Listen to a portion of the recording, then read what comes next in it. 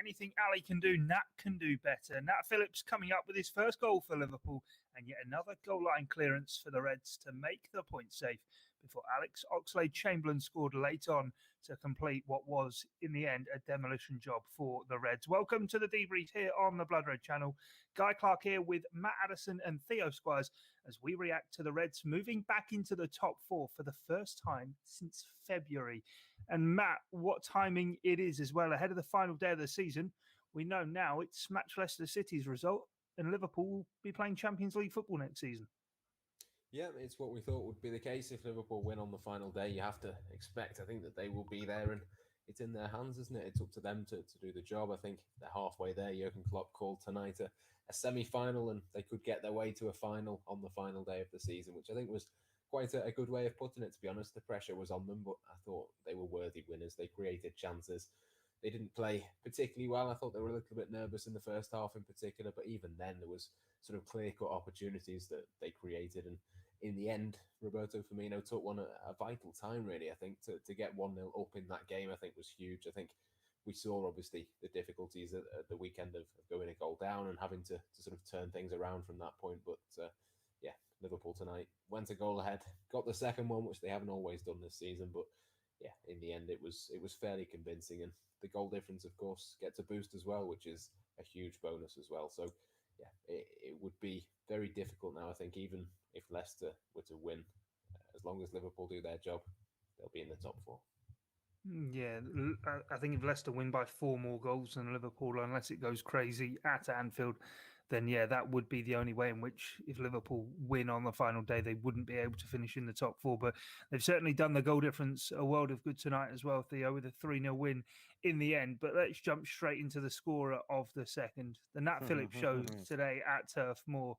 What another brilliant performance from him. And he really is. I said it, I think, after the last game, but he's going to go down as the cult hero this season, isn't he? Yeah, definitely. Like, obviously, from Bolton, Nat, named after Nat Lofthouse.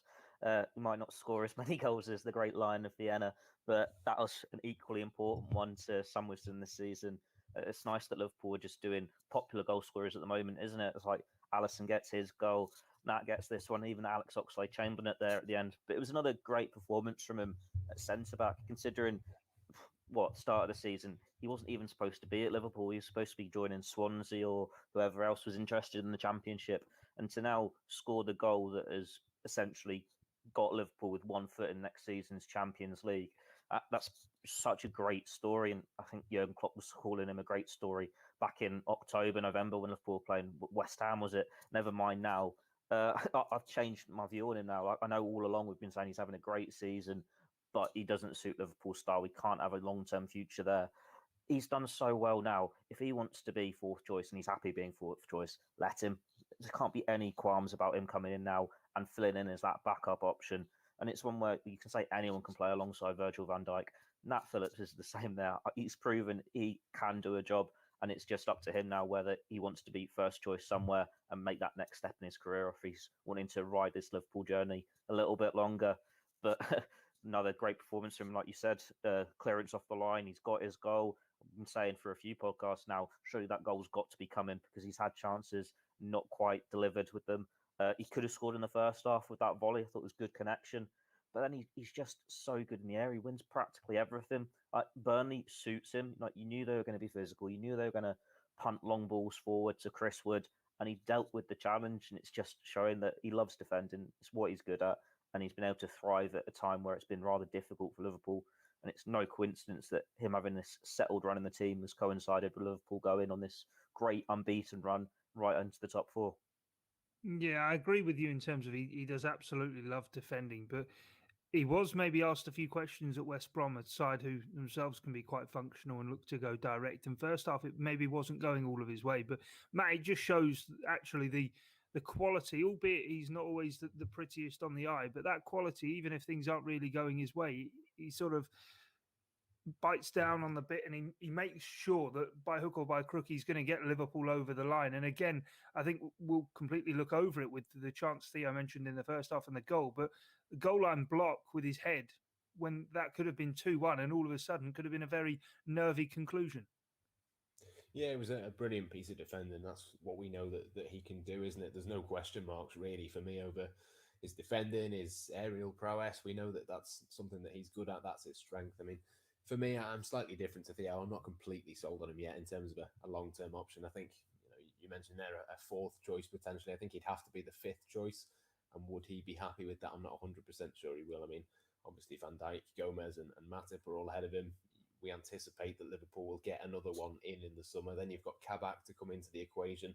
Some suggestions today that Ben Davies could still be at Liverpool next season as well. So there's lots of sort of options for him. I think it'll be one of those where he's just done so well and he's done enough to sort of guarantee that he'll be playing Premier League football next season. It's just a case of, up to him really. What does he want to do? Does he want to have the odd League Cup game? Does he want to have the odd game for Liverpool, or does he want to go and play maybe for a team like Burnley? Maybe this was an audition. If it was an audition and Burnley are interested, I think they'll certainly have come away impressed with him because, I thought Chris Wood sort of did pretty well in the first half, but the second half, I thought, both he and Reece Williams alongside him dealt much better.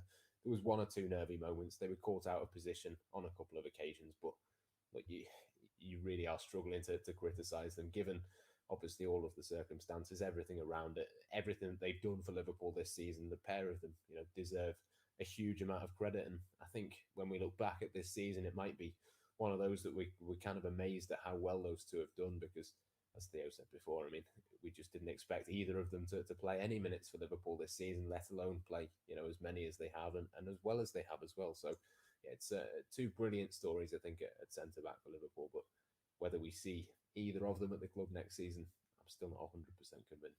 I'm going to side with Theo here, actually, Matt, and I'm going to say you mentioned Kabak there. I think one thing more than anything Liverpool need in terms of deputies at defence is someone who is going to be reliable and dependable. And Ozan Kabak has come in. I think he's grown into the Liverpool shirt, but he's obviously missed the run-in now for them. £18 million that maybe if you've got a man who's free and already at the club, homegrown, so fills a quota for European football, a further £18 million, would you not rather invest elsewhere in the team?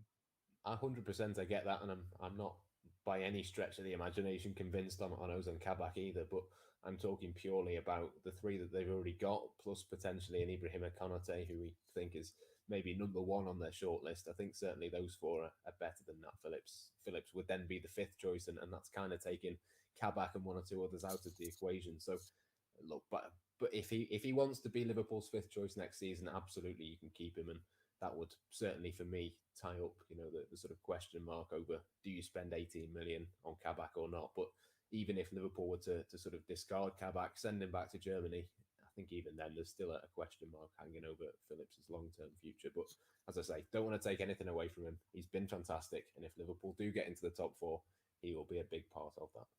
I don't think it's as black and white as that, because do you think Liverpool have got these three centre-backs coming back from injury? And we know it takes time to heal from these serious injuries. Joe Gomez is notoriously a player who takes longer to get back to his best, and an ACL injury could end some careers. So it will take time for Virgil van Dijk and Joe Gomez. They're not going to be playing week in, week out. And this is when you need the reliable options like Nat Phillips. And the question is now where you think Liverpool have been looking, do they go for Kabak and Konate? Well, that's a big question mark against Joel Matip, because it's not as though he's had one serious injury that's ruled him out for a whole season. Granted, that's what he's out with at the moment, but his whole time at Liverpool has been getting injury after injury after injury. And as good as he can be, he doesn't play for half the season, and that has been the case right through his Liverpool career. So he's the one who's got to go, or he's just not there as an option. And if it's between him and Nat Phillips, who have a fourth choice, I'd happily take Nat, because you can trust him there. And the wage is going to be so minuscule as well compared to a Joel Matip. He is the perfect option to be that reserve choice who can come in for the cup games, can do a job when you need him, and fills the homegrown quota and all this. The only question is, does he want to do it? Because we know Jurgen Klopp is happy to let players leave when they've done a job if they can get better elsewhere. Like we've seen Lucas Leiva, he wasn't in the first team, but he'd been such a loyal servant going to Lazio. We've seen it with Ragnar Klavan. We've seen it with Dejan Lovren, Adam Lallana, all these players. It could easily happen to Divock Origi, Xherdan Shaqiri. It is going to come down to what Nat Phillips wants to do. But I reckon he's got another season in him at least, because Van Dijk and Gomez, they're not going to be August ready straight into that starting 11 and be able to do 38 games solid all the way through. They are going to have to tread carefully with them. So Phillips could be the man to pick up the pieces and take advantage of that. I'm on board. I don't want to sort of go over old ground, but I think if you are going to sell Phillips at some point, it's got to be this summer, because if you leave him a season, he's on the bench for the season. His contract, I think, would then be up in 12 months' time as well. Even if he was to extend that, you lose the opportunity to get a decent bit of money for him, I think, this summer. Yeah, peanuts though, isn't it? But it's one of those, isn't it? It's one of those where Jurgen Klopp hasn't been afraid. We might see Gini Wijnaldum walk out on a free. Well, we fully expect him to, don't we, to walk out on a free this summer. It's not as though Jurgen Klopp will not keep a player. Will move a player on for a fee rather than be afraid of losing him on a free. For, as Theo says, being around to do a job, and when they've done their job, they can be free to kind of walk. But again, we saw this 2 years ago, didn't we? The sentimentality over Divock Origi scoring twice against Barcelona and in the final. That would have been maybe the ideal time to cash in. Liverpool gave him a new contract, and we've not seen an awful lot from him, albeit he did, of course, score in the Merseyside derby last year at Anfield in the 5-2 win over Everton. But anyway, let's move on from Nat Phillips. Great as it is to talk about him, I'm sure we'll talk about him plenty more before the season's out, and there is only still one game to go. But let's have a look at the Premier League table then, as we do head into what is going to be the final game of the season. And as you can see it, Liverpool now into fourth, first time since February, 66 points, joint with Leicester. Chelsea just a point better off. Chelsea head to Aston Villa on the final day. Liverpool, of course, welcome Crystal Palace with 10,000 fans inside Anfield, and Leicester City themselves at home to Tottenham, who this evening lost 2-1 to Aston Villa. Theo, how's this going to play out? You've got to imagine that it's done for Liverpool now. Like, playing at Anfield with fans, that's got to be enough to get them over the line, surely. When you see those two draws there as well, it's funny to think if it wasn't for those late goals against Leeds and Newcastle, top four would already be secured. And in this horrible season, they'd actually be fighting United for second. But it's been a great achievement from them, the way they've turned it around in the last few weeks.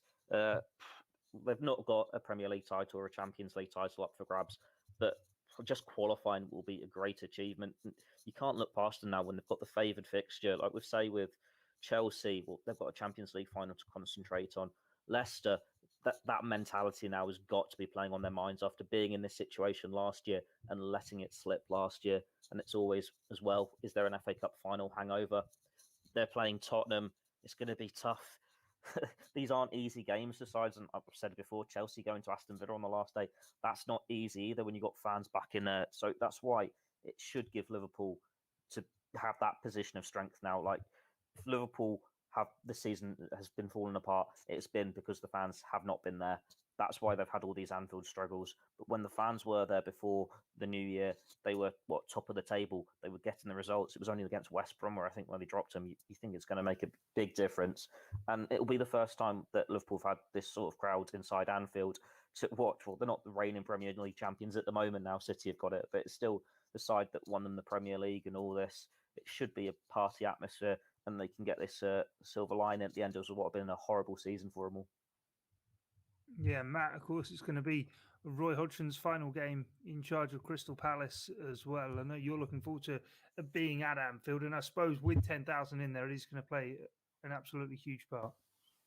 Yeah, it absolutely is, and you've got to fancy Liverpool. I know there is the sort of Hodgson faction, the factor, rather, the sort of narrative around that and that sort of thing, but Liverpool have got themselves into a position now where they know exactly what they've got to do. They'll have sort of one eye on Leicester to an extent, but it would take, as I said before, a huge effort for Leicester to beat, let's be honest, a poor and struggling Tottenham side at this moment in time. They've, I think, lost again today, haven't they? And apparently didn't play particularly well. So there is a chance, I think, that Leicester will beat them on the final day, but to beat them by enough goals and for Liverpool to then not, beat Crystal Palace by at least one or two, I think it would be very much against the odds now for Liverpool to miss out. So yeah, it's a huge opportunity. It's an opportunity that a few weeks ago we didn't think was going to be possible, but yeah, in front of 10,000 Liverpool fans, in front of all of those people that have sort of sat through a very difficult season, it would be a brilliant way to end it, and a way that I think, given that nobody got to celebrate a Premier League title win last season, it's kind of the least that Liverpool fans deserve, I think, at the end of this one. Yeah, after so many bumps and bruises along the way, Liverpool then sitting in fourth ahead of the final day of the Premier League season as Crystal Palace come to Anfield. That's it from us here on this edition of the Debrief following Liverpool's 3-0 away win at Burnley. Thanks for joining myself, Guy Clark, Matt Addison and Theo Squires here on the Blood Red channel. Jurgen Klopp and Sean Dyche's post-match press conferences to come here on YouTube. But until next time, it's bye for now. This is the Blood Red Podcast.